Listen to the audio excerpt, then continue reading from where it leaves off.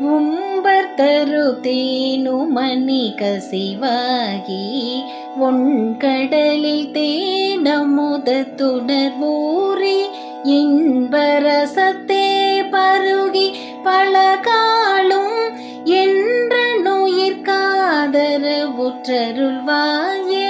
உம்பர் தரு தேனுமணி கசிவாகி ஒண்கடலில் தேனமுதத்துணர்வூறி இன்பரசத்தே பருகி பலகாலும் என்ற நுயிர்காதரவுற்றருள்வாயே.